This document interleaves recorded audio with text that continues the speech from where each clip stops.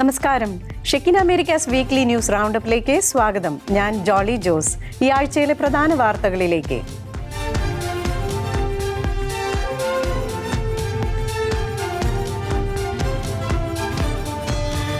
കർത്താവിന്റെ കരം പിടിച്ച് ഇനിയും മുന്നേറാൻ ഷിക്കാഗോ രൂപതയ്ക്ക് സാധിക്കട്ടെ എന്ന് ഷിക്കാഗോ രൂപതയുടെ പ്രഥമ അധ്യക്ഷൻ മാർ ജേക്കബ് അങ്ങാടിയത്.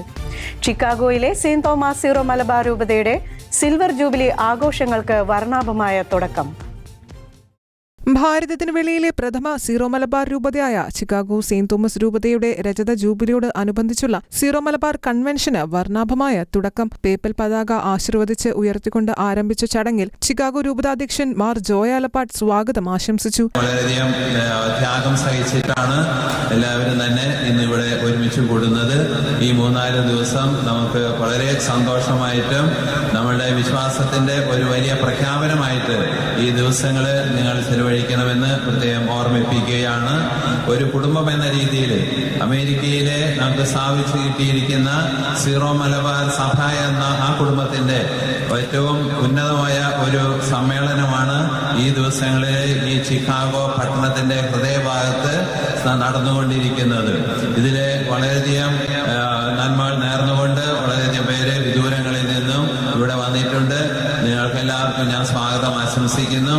രൂപതയുടെ പ്രഥമാധ്യക്ഷൻ മാർ ജേക്കബ് അങ്ങാടിയത്തിന്റെ മുഖ്യ കാർമ്മികത്വത്തിൽ അർപ്പിച്ച ദിവ്യബലിയോടെയാണ് കൺവെൻഷന് ഔദ്യോഗിക ആരംഭമായത്. കർത്താവിന്റെ കരം പിടിച്ച് ഇനിയും മുന്നേറാൻ ചിക്കാഗോ രൂപതയ്ക്ക് സാധിക്കട്ടെ എന്ന് അഭിവന്യമാർ ജേക്കബ് അങ്ങാടിയത്ത് പിതാവ് വചന സന്ദേശത്തിൽ ആശംസിച്ചു.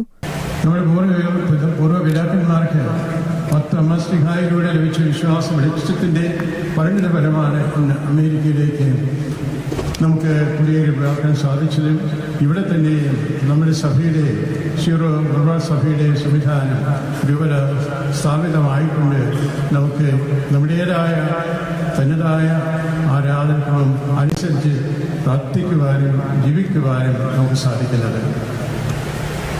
തോമാസ്ലിയുടെ സംരക്ഷണം നമുക്ക് എന്നും ലഭ്യമാണ്.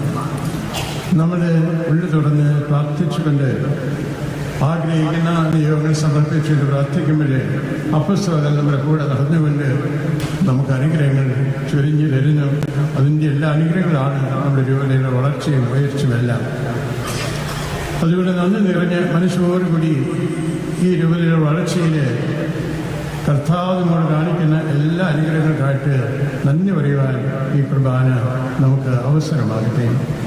ചിക്കാഗോ മാർക്കുമിക് പ്ലേസ് കൺവെൻഷൻ സെന്ററിലാണ് ജൂബിലി കൺവെൻഷൻ നടക്കുക. കൺവെൻഷന്റെ ഭാഗമായി നടന്ന യേശുവിന്റെ കാലത്തെ ജെറുസലേമിനെ പുനരവതരിപ്പിച്ച ജെറുസലേം കംസ് അലൈവ് പ്രോഗ്രാം പ്രേക്ഷക ശ്രദ്ധ പിടിച്ചുപറ്റി. അന്നത്തെ കാഴ്ചകൾ, ശബ്ദങ്ങൾ, ആളുകൾ, സംസ്കാരം എന്നിവ തൊട്ടനുഭവിച്ച് സുവിശേഷത്തിന്റെ കാലത്തേക്കുള്ള ആ യാത്ര കാണികൾക്ക് മറക്കാനാവാത്ത അനുഭവമായി മാറി. വിശുദ്ധ തോമാസ് ലീഹായിലൂടെ പകരപ്പെട്ട വിശ്വാസവും ലോകം മുഴുവൻ സുവിശേഷം അറിയിക്കുക എന്ന ക്രിസ്തു ഭരമേൽപ്പിച്ച ഉത്തരവാദിത്വവും വരും തലമുറകളിലേക്ക് പകരണമെന്ന ആഹ്വാനം ചെയ്യുന്ന രംഗാവിഷ്കാരമായ From Cross to the Nations കാണികളെ ആകർഷിച്ചു. സിൽവർ ജൂബിലി ആഘോഷങ്ങളോടനുബന്ധിച്ചുള്ള Syro Malabar USA convention 2026 Syro Malabar archbishop Mar Raphael Thattil ഉദ്ഘാടനം ചെയ്തു. കൺവെൻഷൻ ജൂലൈ 9 മുതൽ 12 വരെ ചിക്കാഗോയിലെ മാർക്കുമിക് പ്ലേസിൽ വെച്ച് നടത്തപ്പെടും. അമേരിക്കയിലെ ദേശീയ ദിവ്യകാരുണ്യ തീർത്ഥാടകരെയും അവരുടെ അചഞ്ചലമായ വിശ്വാസ തീക്ഷ്ണതയെയും അതീവ പ്രാധാന്യത്തോടെ പിന്തുണച്ച് ലിയോ 14 പാപ്പ യുഎസിന്റെ ചരിത്രപരമായ ആത്മീയ അടിത്തറയായ മഹത്തായ ദിവ്യകാരുണ്യ പാരമ്പര്യത്തെയും സമകാലിക സമൂഹത്തിൽ അതിന്റെ പ്രസക്തിയെയും മാർപ്പാപ്പ തന്റെ ഔദ്യോഗിക സന്ദേശത്തിൽ പ്രത്യേകം എടുത്തു പറഞ്ഞു. അമേരിക്കൻ ഐക്യനാടുകളിലെ ദേശീയ ദിവ്യകാരുണ്യ തീർത്ഥാടകരെ ലയോ 14 മാർപ്പാപ്പ പ്രകീർത്തിച്ചു. യുഎസിന്റെ ആത്മീയ അടിത്തറയായ മഹത്തായ ദിവ്യകാരുണ്യ പാരമ്പര്യത്തെ മാർപ്പാപ്പ തന്റെ സന്ദേശത്തിൽ പ്രത്യേകം എടുത്തു പറഞ്ഞു. അമേരിക്കയുടെ 250 സ്വാതന്ത്ര്യദിന വാർഷികത്തോടനുബന്ധിച്ച് ഫിലാഡൽഫിയയിൽ സമാപിച്ച ദേശീയ ദിവ്യകാരുണ്യ തീർത്ഥാടനത്തിൽ പങ്കെടുത്ത വിശ്വാസികൾക്ക് അയച്ച വീഡിയോ സന്ദേശത്തിലാണ് മാർപ്പാപ്പ ഇക്കാര്യം വ്യക്തമാക്കിയത്. വടക്കൻ അമേരിക്കയിലെ ആദ്യത്തെ 13 കോളനികളിലൂടെ ആയിരക്കണക്കിന് മൈലുകൾ താണ്ടി യേശുക്രിസ്തുവിനൊപ്പം സഞ്ചരിച്ച തീർത്ഥാടകർ രാജ്യത്തിന്റെ മഹത്തായ വിശ്വാസ പാരമ്പര്യമാണ് കാത്തുസൂക്ഷിക്കുന്നതെന്ന് അദ്ദേഹം ഓർമ്മിപ്പിച്ചു. അമേരിക്കയുടെ ചരിത്രത്തിൽ പലർക്കും അധികം അറിയപ്പെടാത്ത ശക്തമായ ഒരു ദിവ്യകാരുണ്യ പാരമ്പര്യം നിലനിൽക്കുന്നുണ്ടെന്ന് ലയോ 14 മാർപ്പാപ്പ ചൂണ്ടിക്കാട്ടി. മറവിയിലേക്ക് തള്ളപ്പെടാതെ കാത്തുസൂക്ഷിക്കേണ്ട ഈ പാരമ്പര്യം പുതിയ തലമുറയെ ക്രിസ്തുവിലേക്ക് നയിക്കുന്നതിനൊപ്പം രാജ്യത്തിന്റെ ആത്മീയ നവീകരണത്തിനും ഐക്യത്തിനും വഴിവിളക്കായി മാറണമെന്നും മാർപ്പാപ്പ കൂട്ടിച്ചേർത്തു. അമേരിക്കൻ പ്രസിഡന്റ് ഡൊണാൾഡ് ട്രംപിനെ വധിക്കാൻ ഇറാൻ പുതിയ പദ്ധതി ആസൂത്രണം ചെയ്യുന്നതായി റിപ്പോർട്ട്. ഇസ്രായേൽ രഹസ്യാന്വേഷണ വിഭാഗം ഇത് സംബന്ധിച്ച വിവരങ്ങൾ അമേരിക്കയ്ക്ക് കൈമാറിയെന്നാണ് റിപ്പോർട്ടുകൾ. പ്രമുഖ അന്താരാഷ്ട്ര മാധ്യമമായ വാൾ സ്ട്രീറ്റ് ജേർണൽ ആണ് ഈ ഞെട്ടിക്കുന്ന വിവരം പുറത്തുവിട്ടിരിക്കുന്നത്. അമേരിക്കൻ പ്രസിഡന്റ് ഡൊണാൾഡ് ട്രംപിനെ വധിക്കാൻ ഇറാൻ പുതിയ പദ്ധതി ആസൂത്രണം ചെയ്യുന്നതായി ഇസ്രായേൽ അമേരിക്കയ്ക്ക് മുന്നറിയിപ്പ് നൽകി. ഇത് സംബന്ധിച്ച നിർണായക രഹസ്യാന്വേഷണ വിവരങ്ങൾ ഇസ്രായേൽ അമേരിക്കൻ ഭരണകൂടവുമായി പങ്കുവച്ചതായി പ്രമുഖ അന്താരാഷ്ട്ര മാധ്യമമായ വാൾ സ്ട്രീറ്റ് ജേണൽ റിപ്പോർട്ട് ചെയ്തു. എന്നാൽ ഈ വിവരങ്ങൾ എപ്പോഴാണ്, ഏത് മാധ്യമം വഴിയാണ് കൈമാറിയതെന്ന കാര്യം റിപ്പോർട്ടിൽ വ്യക്തമാക്കുന്നില്ല. 2020 ഇറാന്റെ Quds force commander general Qasem സുലൈമാനിയെ അമേരിക്ക വധിച്ചതുമുതൽ ട്രംപിനെ ലക്ഷ്യമിടാൻ ഇറാൻ ശ്രമിച്ചേക്കാമെന്ന് അമേരിക്കൻ സുരക്ഷാ ഏജൻസികൾ മുന്നറിയിപ്പ് നൽകിയിരുന്നു. അടുത്തിടെ അന്തരിച്ച ഇറാന്റെ പരമോന്നത നേതാവ് ആയത്തുള്ള അലി ഖമേനിയുടെ അനുസ്മരണ ചടങ്ങുകളിലും ട്രംപിനെ വധിക്കണമെന്ന ആഹ്വാനങ്ങൾ ശക്തമായി ഉയർന്നിരുന്നു. ഇതിന്റെ തുടർച്ചയായാണ് പുതിയ നീക്കമെന്നാണ് ഇസ്രായേലിന്റെ കണ്ടെത്തൽ. ഇറാന്റെ വധഭീഷണിയുള്ളവരുടെ പട്ടികയിൽ താനാണ് ഒന്നാമതെന്ന് ട്രംപ് കഴിഞ്ഞ ദിവസം പറഞ്ഞിരുന്നു. ഇതുവരെ താൻ ഭാഗ്യവാനായിരുന്നുവെന്നും എന്നാൽ ആ ഭാഗ്യം എപ്പോഴും നീണ്ടു നിൽക്കണമെന്നില്ല എന്നും ട്രംപ് വ്യക്തമാക്കിയിരുന്നു. ഇതിന് പിന്നാലെയാണ് അദ്ദേഹത്തെ ലക്ഷ്യമിട്ടുള്ള പുതിയൊരു ഗൂഢാലോചനയെക്കുറിച്ച് ഇസ്രായേൽ ഇന്റലിജൻസ് അമേരിക്കയ്ക്ക് മുന്നറിയിപ്പ് നൽകിയിരിക്കുന്നത്. 2024 പെൻസിൽവാനിയയിൽ വെച്ചുണ്ടായ വധശ്രമത്തിൽ വെടിയേറ്റ് ട്രംപിന്റെ ചെവിക്ക് പരിക്കേറ്റിരുന്നു. ഇതിനുശേഷവും ട്രംപിന് നേരെയുള്ള സുരക്ഷാ ഭീഷണികൾ ഉയർന്ന നിലയിൽ തുടരുകയാണെന്ന് രഹസ്യാന്വേഷണ ഏജൻസികൾ വ്യക്തമാക്കുന്നു. പുതിയ സുരക്ഷാ മുന്നറിയിപ്പിന്റെ പശ്ചാത്തലത്തിൽ ട്രംപിന്റെ സുരക്ഷ കൂടുതൽ ശക്തമാക്കാനാണ് അമേരിക്കൻ ഏജൻസികളുടെ തീരുമാനമെന്നും റിപ്പോർട്ടുകളിലുണ്ട്. പൊതുനന്മ പ്രോത്സാഹിപ്പിക്കുന്നതിന് എല്ലാവരുമായും സംഭാഷണം നടത്തേണ്ടത് പ്രധാനമാണെന്ന് ലിയോ 14 പാപ്പ. സ്വിറ്റ്സർലൻഡിലെ ജനീവയിൽ നടക്കുന്ന ഐക്യരാഷ്ട്രസഭയുടെ AI ഫോർ ഗുഡ് ഗ്ലോബൽ സമ്മിറ്റിനായി അയച്ച സന്ദേശത്തിലാണ് പാപ്പ ഇക്കാര്യം വ്യക്തമാക്കിയത്. നിരവധി ആളുകളുടെ വാക്കുകൾ ശ്രദ്ധിച്ചതിൽ നിന്നാണ് മാഗ്നിഫിക്ക ഹ്യൂമാനിറ്റാസ് പിറന്നതെന്നും ലിയോ പാപ്പ. കൃത്രിമ ബുദ്ധിയുടെ വികസനം മനുഷ്യരാശിയുടെ നന്മയ്ക്കായിരിക്കണമെന്നും അതിനായി എല്ലാ മേഖലകളിലെയും സഹകരണം അനിവാര്യമാണെന്നും ലയോ 14 പാപ്പ സ്വിറ്റ്സർലൻഡിലെ ജനീവയിൽ നടക്കുന്ന ഐക്യരാഷ്ട്രസഭയുടെ AI ഫോർ ഗുഡ് ഗ്ലോബൽ സമ്മിറ്റിനയച്ച സന്ദേശത്തിലാണ് പാപ്പ ഇക്കാര്യം വ്യക്തമാക്കിയത്. വത്തിക്കാൻ സ്റ്റേറ്റ് സെക്രട്ടറി കർദിനാൾ പിയട്രോ പരോളിന്റെ ഒപ്പോടെയാണ് പാപ്പയുടെ സന്ദേശം സമ്മേളനത്തിൽ അവതരിപ്പിച്ചത്. കൃത്രിമ ബുദ്ധിയെക്കുറിച്ചുള്ള തന്റെ ആദ്യ ചാക്രിക ലേഖനമായ മാഗ്നിഫിക്ക ഹ്യൂമാനിറ്റസ് വിവിധ മേഖലകളിലെ വിദഗ്ധരുടെയും ഗവേഷകരുടെയും സാങ്കേതിക രംഗത്തെ പ്രതിനിധികളുടെയും സാധാരണ ജനങ്ങളുടെയും അഭിപ്രായങ്ങൾ ശ്രദ്ധാപൂർവം കേട്ട ശേഷമാണ് രൂപപ്പെട്ടതെന്നും പാപ്പ സന്ദേശത്തിൽ ചൂണ്ടിക്കാട്ടി. കൃത്രിമ ബുദ്ധി മനുഷ്യരുടെ ജീവിതം മെച്ചപ്പെടുത്തുവാൻ വലിയ സാധ്യതകൾ നൽകുന്നുണ്ടെങ്കിലും അതിന്റെ ദുരുപയോഗം മനുഷ്യാന്തസ്സിനും സാമൂഹിക നീതിക്കും സമാധാനത്തിനും ഭീഷണിയാകാമെന്ന് പാപ്പ മുന്നറിയിപ്പ് നൽകി. അതിനാൽ സാങ്കേതിക പുരോഗതിക്കൊപ്പം ധാർമ്മിക ഉത്തരവാദിത്വവും മനുഷ്യ കേന്ദ്രീകൃത സമീപനവും ഉറപ്പാക്കേണ്ടത് അനിവാര്യമാണെന്നും അദ്ദേഹം പറഞ്ഞു. സർക്കാരുകൾ, സാങ്കേതിക കമ്പനികൾ, ശാസ്ത്രജ്ഞർ, മതനേതാക്കൾ, സിവിൽ സമൂഹം എന്നിവർ ഒന്നിച്ച് സംവദിക്കുകയും ആഗോള പൊതുനന്മയെ മുൻനിർത്തിയുള്ള കൃത്രിമ ബുദ്ധി ഭരണ സംവിധാനങ്ങൾ രൂപപ്പെടുത്തുകയും വേണമെന്ന് പാപ്പ ആഹ്വാനം ചെയ്തു. മനുഷ്യനെ ഒരിക്കലും യന്ത്രത്തിന് കീഴ്പ്പെടുത്തരുതെന്നും മറിച്ച് സാങ്കേതിക വിദ്യ മനുഷ്യനെ സേവിക്കേണ്ടതാണെന്നും പാപ്പ ഓർമ്മിപ്പിച്ചു. ഐക്യരാഷ്ട്രസഭയുടെ നേതൃത്വത്തിൽ നടക്കുന്ന AI four good global summit ലോകമെമ്പാടുമുള്ള ഭരണകർത്താക്കളെയും സാങ്കേതിക വിദഗ്ധരെയും വ്യവസായ പ്രതിനിധികളെയും ഒരുമിച്ച് കൊണ്ടുവന്ന് കൃത്രിമ ബുദ്ധിയുടെ ഉത്തരവാദിത്വപരമായ ഉപയോഗം ചർച്ച ചെയ്യുന്ന പ്രധാന അന്താരാഷ്ട്ര വേദിയാണ്. ഈ സമ്മേളനത്തിലേക്കുള്ള പാപ്പയുടെ സന്ദേശം മനുഷ്യാന്തസ്സിനെയും പൊതുനന്മയെയും കേന്ദ്രമാക്കിയുള്ള ആഗോള AI നയ രൂപീകരണത്തിന് സഭയുടെ ശക്തമായ പിന്തുണ ആവർത്തിക്കുകയാണ്. വേനൽക്കാല അവധിയിലേക്ക് പ്രവേശിച്ച് ലിയോ 14 പാപ്പ. ജൂലൈ 27 വരെയുള്ള പാപ്പായുടെ പൊതുപരിപാടികൾ റദ്ദാക്കി. മുൻകാല പതിവ് അനുസരിച്ച് പാപ്പ റോമിലെ വേനൽക്കാല വസതിയായ കാസൽ ഗാൻഡോൾഫോയിലെത്തി. വേനൽക്കാല അവധിയിലേക്ക് പ്രവേശിച്ച് ലയോ 14 പാപ്പ. മുൻകാല പതിവനുസരിച്ച് ലയോ പാപ്പ റോമിലെ വേനൽക്കാല വസതിയിലെത്തി. ഓഗസ്റ്റ് ആദ്യവാരം വരെ പാപ്പമാരുടെ വേനൽക്കാല വസതിയായി അറിയപ്പെടുന്ന കാസ്റ്റൽ ഗാൻഡോൾഫോയിലുള്ള പൊന്തിഫിക്കൽ കൊട്ടാരത്തിലായിരിക്കും പാപ്പ ചിലവഴിക്കുക. അതുവരെയുള്ള പാപ്പയുടെ പൊതുകൂടിക്കാഴ്ചകൾ ഞായറാഴ്ച ത്രികാല ജപത്തോടനുബന്ധിച്ച് നൽകുന്ന സന്ദേശം ഉൾപ്പെടെയുള്ളവ ഒഴിവാക്കിയിട്ടുണ്ട്. ഓഗസ്റ്റ് 5 ബുധനാഴ്ചയാണ് അവ പുനരാരംഭിക്കുക. ജൂലൈ മാസത്തിലെ ഞായറാഴ്ചകളിൽ സെന്റ് പീറ്റേഴ്സ് സ്ക്വയറിന് പകരം കാസ്റ്റൽ ഗാൻഡോൾഫോയിൽ നിന്നായിരിക്കും പാപ്പ ത്രികാല ജപ പ്രാർത്ഥന ചൊല്ലുക. ഇന്നലെ റോമിന് തെക്കുകിഴക്കായി സ്ഥിതി ചെയ്യുന്ന കാസ്റ്റൽ ഗാൻഡോൾഫോയിൽ എത്തിയ ലയോ പാപ്പ താഴെ ഒത്തുകൂടിയ വിശ്വാസികളെ അഭിവാദനം ചെയ്യുന്നതിനായി അപ്പോസ്തോലിക് കൊട്ടാരത്തിന്റെ ബാൽക്കണിയിൽ ഏതാനും സമയം ചിലവഴിച്ചിരുന്നു. ആകാംക്ഷയോടെ കാത്തിരുന്ന പ്രാദേശിക സമൂഹത്തെ പാപ്പ അഭിസംബോധന ചെയ്ത് സംസാരിച്ചു. നിങ്ങൾക്കൊപ്പം ഇവിടെ ആയിരിക്കാനും അടുത്ത കുറച്ചാഴ്ചകൾ അല്പം വിശ്രമം, പ്രാർത്ഥന, വായന എന്നിവയുമായി ചെലവഴിക്കാനും കഴിയുന്നതിൽ ഏറെ സന്തോഷമുണ്ടെന്ന് പാപ്പ സന്ദേശത്തിൽ പറഞ്ഞു. റോമൻ കാലത്തുള്ള ഡൊമീഷ്യൻ ചക്രവർത്തിയുടെ കൊട്ടാരം നിന്നയിടത്തുള്ള കെട്ടിടമാണ് ഇന്ന് പാപ്പമാർ വേനൽക്കാല വസതിയായി ഉപയോഗിക്കുന്ന വില്ല.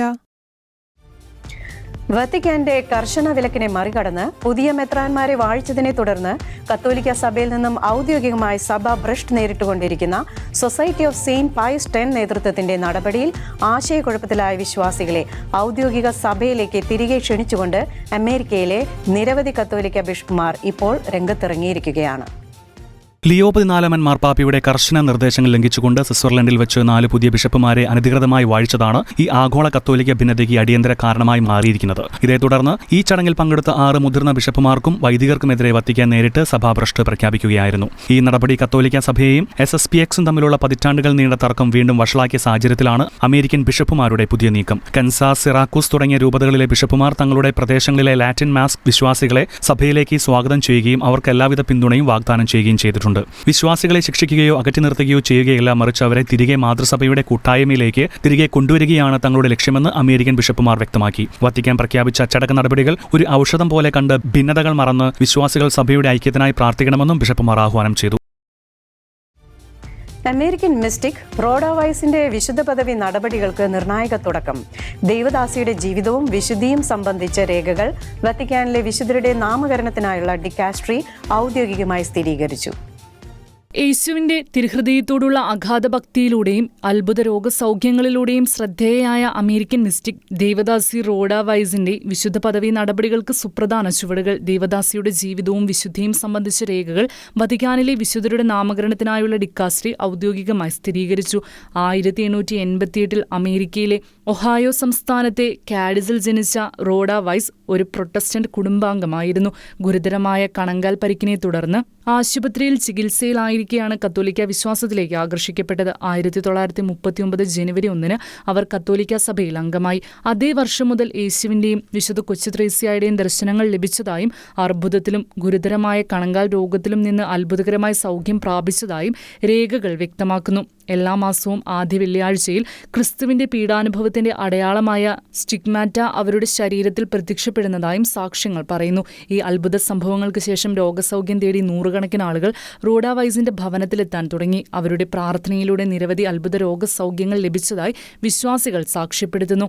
പ്രശസ്ത കത്തോലിക്ക മാധ്യമ ശൃംഖലയായ EWTNന്റെ സ്ഥാപകയായ മദർ ആഞ്ചലിക്കായുടെ ജീവിതത്തിലും റോഡ വൈസിന് നിർണായക സ്വാധീനമുണ്ടായിരുന്നു. 19-ാം വയസ്സിൽ ഗുരുതരമായ രോഗം മൂലം കഷ്ടപ്പെട്ടിരുന്ന മദർ ആഞ്ചലിക്ക റോഡ വൈസിനൊപ്പം വിശുദ്ധ കൊച്ചുത്രേസ്യായോടുള്ള നൊവേന ചൊല്ലിയതിനെ തുടർന്ന് അത്ഭുതകരമായി രോഗമുക്തി നേടിയെന്നാണ് രേഖകൾ. പിന്നീട് റോഡ വൈസിനെ തന്റെ ആത്മീയ ഗുരുവായി മദർ ആഞ്ചലിക്ക വിശേഷിപ്പിച്ചിരുന്നു. 1948 റോഡ വൈസിന്റെ മരണശേഷം അവരുടെ വീട് പ്രാർത്ഥനയുടെയും തീർത്ഥാടനത്തിന്റെയും പ്രധാന കേന്ദ്രമായി മാറി. 2017 യാങ്സ്റ്റൺ രൂപതയുടെ മെത്രാൻ റോഡ വൈസിനെ ദൈവദാസിയായി പ്രഖ്യാപിച്ചതോടെയാണ് വിശുദ്ധ പദവി നടപടികൾ ഔദ്യോഗികമായി ആരംഭിച്ചത്. ഇപ്പോൾ ദേവദാസി റോഡ വൈസിന്റെ ജീവിതരേഖകൾ വത്തിക്കാനിൽ സ്വീകരിച്ചതോടെ വിശുദ്ധ പദവിയിലേക്കുള്ള യാത്രയിൽ മറ്റൊരു സുപ്രധാന നാഴികക്കല്ല് കൂടി പിന്നിട്ടിരിക്കുകയാണ്. പ്രതിസന്ധിയിലായ ഗർഭിണികൾക്കും അവരുടെ കുഞ്ഞുങ്ങൾക്കും സംരക്ഷണമേകാൻ മാരത്തൺ ഓടി ശ്രദ്ധേയനാവുകയാണ് ഒരു 23-കാരൻ. കത്തോലിക്ക വിശ്വാസിയായ ജാരഡ് പ്ലാസ്ബർഗാണ് പ്രഗ്നൻസി ഹെൽപ്പ് സെന്ററുകൾക്ക് ധനസമാഹരണത്തിനായി 3000 മൈലുകൾ ഓടി പൂർത്തിയാക്കിയത്. ഗർഭിണികളായ അമ്മമാരെ സഹായിക്കുന്ന പ്രാദേശിക പ്രഗ്നൻസി ഹെൽപ്പ് സെന്ററുകൾക്കായി 3000 മൈലുകൾ ഓടി പൂർത്തിയാക്കി ഒരു 23-കാരൻ. കത്തോലിക്ക വിശ്വാസിയായ ജാരഡ് പ്ലാസ്ബർഗാണ് പ്രതിസന്ധിയിലായ ഗർഭിണികൾക്കും അവരുടെ കുഞ്ഞുങ്ങൾക്കും സംരക്ഷണമേകുന്ന ഹെൽപ്പ് സെന്ററുകൾക്കായി ധനസഹായത്തിനായി ഈ മാരത്തൺ ഓടി പൂർത്തിയാക്കിയത്. കഴിഞ്ഞ ഫെബ്രുവരി 19 കാലിഫോർണിയയിലെ സാന്റിയാഗോയിൽ നിന്നും ആരംഭിച്ച ജാരഡിന്റെ പ്രോലൈഫ് മാരത്തൺ അവസാനിച്ചത് ജൂൺ 13 ഫ്ലോറിഡയിലെ സെന്റ് അഗസ്റ്റിനിലാണ്. California, Arizona, New Mexico, Texas, Louisiana തുടങ്ങി 8ഓളം സംസ്ഥാനങ്ങളിലൂടെ 114 ദിവസങ്ങളെടുത്താണ് ഈ 23-കാരൻ 3000 മൈലുകൾ ഓടിത്തീർത്തത്. യാത്രയിലുടനീളം തന്റെ ആവശ്യ സാധനങ്ങൾ അടങ്ങിയ ഒരു ബേബി സ്ട്രോളർ ജാരഡ് കൂടെ കരുതിയിരുന്നു. ഇത് കേവലം സാധനങ്ങൾ സൂക്ഷിക്കാൻ മാത്രമല്ല, പകരം സംരക്ഷണവും സഹായവും ആവശ്യമുള്ള ഗർഭിണികളായ അമ്മമാരുടെ പ്രതീകമായിട്ടാണ് ജാരഡ് വഴിയരികിൽ പ്രദർശിപ്പിച്ചത്. തന്റെ ഓട്ടത്തിലൂടെ വെർജീനിയയിലെ ഫ്രണ്ട് റോയൽ പ്രഗ്നൻസി സെന്ററിലേക്ക് $20,000 സമാഹരിക്കാൻ ജാരഡിന് കഴിഞ്ഞു. കോളേജ് കോളേജ് പഠനകാലത്ത് ശനിയാഴ്ചകളിൽ അബോർഷൻ ക്ലിനിക്കുകൾക്ക് മുമ്പിൽ കൂട്ടുകാരോടൊപ്പം ജപമാല ചൊല്ലി പ്രാർത്ഥിക്കാറുണ്ടായിരുന്ന ജാരഡിന് ജീവന്റെ മൂല്യം ഉയർത്തിപ്പിടിക്കുക എന്നത് ഹൃദയത്തോട് ചേർത്ത് വെച്ച ആദർശമാണ്. മുൻപ് സ്വന്തം കോളേജ് ക്യാമ്പസിന് ചുറ്റും 100 മൈൽ ഓടി പരിചയം മാത്രമുള്ള ജാരഡിന് ഈ ക്രോസ് കൺട്രി റൺ വലിയൊരു കായിക വെല്ലുവിളിയായിരുന്നു. തന്റെ പരിമിതികളെ പരീക്ഷിക്കുന്നതിനൊപ്പം മറ്റുള്ളവർക്ക് ഉപകാരപ്പെടുന്ന ഒന്നായിരിക്കണം ഈ യാത്രയെന്ന് ജാരഡ് മാധ്യമങ്ങളോട് പ്രതികരിച്ചു. വഴിയരികിൽ കണ്ടുമുട്ടിയ അനേകരുമായി സംവദിക്കുവാനും തന്റെ പ്രോലൈഫ് സന്ദേശം കൈമാറാനും ഈ ബേബി സ്ട്രോളർ ഒരു കാരണമായി. യാത്രയിലുടനീളം മുടങ്ങാതെ വിശുദ്ധ കുർബാനകളിൽ പങ്കെടുക്കുകയും വഴിയിൽ കണ്ടുമുട്ടിയവർക്കായി പ്രാർത്ഥിക്കുകയും ചെയ്ത ജാരഡ് തന്റെ ദൈവവിളി തിരിച്ചറിയാനുള്ള സമയം കൂടിയായാണ് ഈ യാത്രയെ വിനിയോഗിച്ചത്. കഠിനമായ ഈ ആത്മീയ യാത്രയ്ക്ക് ശേഷം ഫ്രാൻസിലെ അതിപ്രശസ്തവും കർക്കശവുമായ ഗ്രാൻഡ് ചാർട്രൂസ് കാർത്തൂഷ്യൻ സന്യാസ സഭയിലേക്ക് ഒരു സന്യാസാർത്ഥിയായി പ്രവേശിക്കുവാനുള്ള ഒരുക്കത്തിലാണ് ഇപ്പോൾ ജാരഡ് പ്ലാസ്ബർഗ്. 2026 ഫിഫ ലോകകപ്പിന്റെ ആവേശം ലോകമെമ്പാടും അലയടിക്കുമ്പോൾ കളിക്കളത്തിലെ മികവിനപ്പുറം ദൈവവിശ്വാസത്തിന്റെ സാക്ഷ്യം കൊണ്ടും ശ്രദ്ധ നേടുകയാണ് നിരവധി താരങ്ങളും പരിശീലകരും. ഓരോ വിജയത്തിനും പിന്നിൽ പ്രാർത്ഥനയുടെയും വിശ്വാസത്തിന്റെയും കരുത്തുണ്ടെന്ന് ജീവിതത്തിലൂടെ തെളിയിക്കുന്ന ലോകകപ്പ് താരങ്ങളുടെ വിശ്വാസ സാക്ഷ്യത്തിലേക്ക്. ഫുട്ബോൾ മൈതാനത്ത് ഗോളുകളും വിജയങ്ങളും ആഘോഷിക്കപ്പെടുമ്പോൾ ജീവിതത്തിന്റെ യഥാർത്ഥ ശക്തി ദൈവമാണെന്ന് തുറന്നു പറയുന്ന താരങ്ങളുടെ വിശ്വാസ ജീവിതവും ലോകത്തിന്റെ ശ്രദ്ധ നേടുകയാണ്. 2026 ഫിഫ ലോകകപ്പിൽ പങ്കെടുക്കുന്ന നിരവധി കത്തോലിക്ക താരങ്ങളും പരിശീലകരും തങ്ങളുടെ വിശ്വാസത്തെ ജീവിതത്തിന്റെ അവിഭാജ്യ ഘടകമാക്കി മുന്നേറുകയാണ്. ക്രൊയേഷ്യൻ നായകൻ ലൂക്ക മോഡ്രിച്ച് മത്സരത്തിനു മുമ്പ് തന്റെ ഷീൻ ഗാർഡിനുള്ളിൽ സൂക്ഷിച്ചിരിക്കുന്ന ഈശോയുടെ തിരുഹൃദയത്തിന്റെയും പരിശുദ്ധ അമ്മയുടെയും തിരുക്കുടുംബത്തിന്റെയും ചിത്രങ്ങളിൽ ചുംബിച്ച ശേഷമാണ് മൈതാനത്തിറങ്ങുന്നത്. ടീമിനൊപ്പം പരിശുദ്ധ കുർബാനയിൽ പങ്കെടുക്കുന്നതും അദ്ദേഹത്തിന്റെ പതിവാണ്. പരിക്കുകളുടെയും പ്രതിസന്ധികളുടെയും കാലത്ത് വിശ്വാസമാണ് തനിക്ക് കരുത്തായതെന്ന് ക്രൊയേഷ്യൻ താരം മെത്തേയോ കൊവോസിച്ച് പറയുന്നു. സഹതാരങ്ങളായ ക്രിസ്റ്റിജൻ ജാക്കിച്ചും ഈഗോർ മറ്റാനോവിച്ചും പ്രാർത്ഥനയാണ് ടീമിന്റെ ആത്മവിശ്വാസത്തിന്റെ അടിത്തറയെന്ന് സാക്ഷ്യപ്പെടുത്തുന്നു. അർജന്റീനിയൻ സൂപ്പർ താരം ലയോണൽ മെസ്സി തന്റെ നേട്ടങ്ങളെല്ലാം ദൈവത്തിന്റെ അനുഗ്രഹമായി കാണുന്നു. ഓരോ ഗോളിനു ശേഷവും കുരിശടയാളം വരച്ച് ദൈവത്തിന് നന്ദി പറയുന്ന അദ്ദേഹത്തിന്റെ പതിവ് ലോകമെമ്പാടുമുള്ള ആരാധകർക്ക് സുപരിചിതമാണ്. കൂടാതെ ഹാട്രിക് പ്രകടനത്തിന് ശേഷം എല്ലാം ദൈവം നൽകിയ അനുഗ്രഹമാണെന്ന മെസ്സിയുടെ വാക്കുകളും ശ്രദ്ധേയമായി. ബെൽജിയത്തിന്റെ റൊമേലു ലുക്കാക്കുവും ബ്രസീലിന്റെ വിനീഷ്യസ് ജൂനിയറും തങ്ങളുടെ വിശ്വാസം പരസ്യമായി പ്രകടിപ്പിക്കുന്ന താരങ്ങളാണ്. അമേരിക്കൻ ഗോൾ കീപ്പർ മാറ്റ് ഫ്രീസ് ബൈബിൾ പഠനത്തിലും വിശ്വാസപരമായ പോസ്റ്റുകളിലും സജീവമാണ്. മെക്സിക്കോയുടെ യുവതാരം അർമാൻഡോ ഗോൾസാലസ് മത്സരത്തിന് മുമ്പ് മാതാവിന്റെ രൂപത്തിനു മുമ്പിൽ മുട്ടുകുത്തി പ്രാർത്ഥിക്കുന്ന ദൃശ്യങ്ങളും ലോകശ്രദ്ധ നേടിയിരുന്നു. പരിശീലകരിലും വിശ്വാസത്തിന്റെ ഈ സാക്ഷ്യം പ്രകടമാണ്. ബ്രസീലിന്റെ പരിശീലകൻ കാർലോ ആഞ്ചലോട്ടി വിശുദ്ധ പാദ്രോ പിയോയുടെ ഭക്തിക്ക് പേരുകേട്ടയാളാണ്. ക്രൊയേഷ്യൻ പരിശീലകൻ സ്റ്റാക്കോ ടാലിസ് എപ്പോഴും കൈവശം കരുതുന്നത് ജപമാലയാണ് തന്റെ ആത്മീയ ശക്തിയെന്ന് പറയുന്നു. 2026 ഫിഫ ലോകകപ്പ് വേദിയിൽ അരങ്ങേറിയ വിശ്വാസത്തിന്റെ ഹൃദയസ്പർശിയായ നിമിഷങ്ങൾ ഇനിയും നിരവധിയാണ്. ബ്രസീലിയൻ സൂപ്പർ താരം നെയ്മർ കണ്ണീരോടെയുള്ള മടക്കത്തിലും ദൈവത്തോട് പ്രാർത്ഥിച്ചാണ് മൈതാനം വിട്ടത്. പരാജയത്തിന്റെ നിരാശയിലും Democratic Republic of Congo team ഒരുമിച്ച് പ്രാർത്ഥിച്ച് ദൈവത്തിന് നന്ദി അർപ്പിച്ചു. മത്സരത്തിന് മുമ്പ് മെക്സിക്കൻ താരങ്ങൾ ഗോഡലുപ്പെ മാതാവിന്റെ തിരുരൂപത്തിനു മുമ്പിൽ മുട്ടുകുത്തി പ്രാർത്ഥിച്ചതും ശ്രദ്ധേയമായി. ഫ്രാൻസിനായി തന്റെ ആദ്യ ലോകകപ്പ് ഗോൾ നേടിയതിന് പിന്നാലെ ഡിസീറെ ഡൂവെ മുട്ടുകുത്തി കർത്താവിന് മഹത്വം നൽകി. നോക്കൌട്ട് ഘട്ടത്തിലേക്ക് യോഗ്യത നേടിയ ശേഷം അമേരിക്കൻ ടീം ഒന്നായി പ്രാർത്ഥനയിൽ പങ്കുചേർന്നതും മത്സരം അവസാനിച്ച ശേഷം പനാമയും ഘാനയും ടീമുകളിലെ താരങ്ങൾ കൈകോർത്ത് പ്രാർത്ഥിച്ചതും ലോകകപ്പിലെ കായിക മര്യാദകളുടെയും ക്രൈസ്തവ വിശ്വാസത്തിന്റെ മനോഹര ചിത്രങ്ങളായി മാറി. ജർമ്മനിയുടെയും കുറസാവോയുടെയും താരങ്ങൾ മത്സരം കഴിഞ്ഞ് ഒരുമിച്ച് പ്രാർത്ഥിച്ച ദൃശ്യങ്ങളും ലോകകപ്പിലെ വിശ്വാസത്തിന്റെയും സാഹോദര്യത്തിന്റെയും ശക്തമായ സന്ദേശമായി മാറി. ഗോളുകൾക്കും ട്രോഫികൾക്കുമപ്പുറം പ്രാർത്ഥനയും ദൈവവിശ്വാസവും ജീവിതത്തിന്റെ അടിത്തറയാക്കി മുന്നേറുന്ന ഈ ലോകകപ്പ് താരങ്ങൾ കായിക ലോകത്തിനും യുവതലമുറയ്ക്കും പ്രചോദനമാകുന്ന മനോഹരമായ വിശ്വാസ സാക്ഷ്യങ്ങളാണ് നൽകുന്നത്. നൈജീരിയയിൽ ക്രൂര കൂട്ടക്കൊല. 15 ക്രൈസ്തവരെ ജീവനോടെ ചുട്ടുകൊന്ന് ഫുലാനി തീവ്രവാദികൾ. ഔദ്യോഗിക കണക്കുകൾ പ്രകാരം 18 പേർ കൊല്ലപ്പെട്ടപ്പോൾ മരണസംഖ്യ 40 കടന്നതായി പ്രാദേശവാസികൾ. നൈജീരിയയിലെ നൈജർ സംസ്ഥാനത്ത് 15 ക്രൈസ്തവരെ ജീവനോടെ ചുട്ടുകൊന്ന് ഫുലാനി തീവ്രവാദികൾ. സ്ത്രീകളും കുട്ടികളും ഉൾപ്പെടെ 15 ക്രൈസ്തവരെയാണ് ഫുലാനി തീവ്രവാദികൾ ജീവനോടെ തീകൊളുത്തി കൊലപ്പെടുത്തിയതായി റിപ്പോർട്ടുകൾ പുറത്തുവരുന്നത്.